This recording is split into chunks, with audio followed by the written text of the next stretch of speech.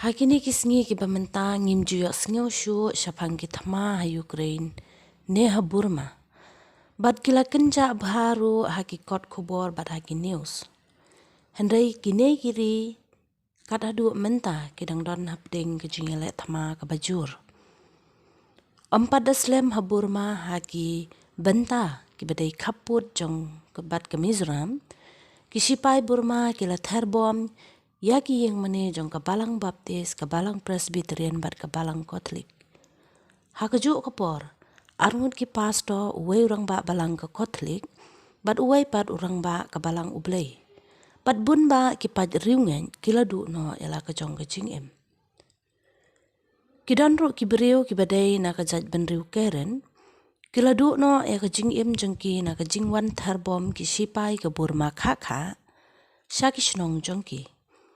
Kene ke sorkar sipai jongki Burma, kam salia bentar bom wat ia ki skul ki badan hakini ki than kaput. Hang ne pila ban yoi, bagi kena skul ki hab ban syong kelas ya ki klau ki betap. Wat hapdeng ke jingele thma, kine ki kena skul, ki minot thop haki jing pule jongki. Namar ki teb, batel tang lengba kene kalat. Kabala ban pelaj ki na ke jing syem jenjar ha ke jing im. Kipule ban yo kam sorkar hapok kari Burma, hendai namar baki teb baka sorkar jongki kan la ban ai haki ke kam ke jam ke babiang.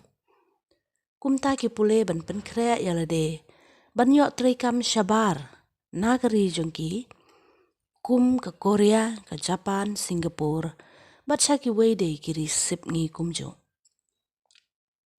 Habangi pai pat syapang ki organisation ki bahaya jong ke perthei ki bapej ya ke jing ya syong suk syong san kum ke United Nation bat ki wei de ngi I kumba kini ki seng kimla setia ban nyarap ban pendu no ya ki thama ne ban pen ya suk ya ke jing ele thama kine ki seng kimla setia ban trei kat kum ke jing thmu jongki le se ka dau kalong ban pen urlong ya ke jing tho lopa ka ktien ublei bakin jia ki thama hakeleng ki jaka.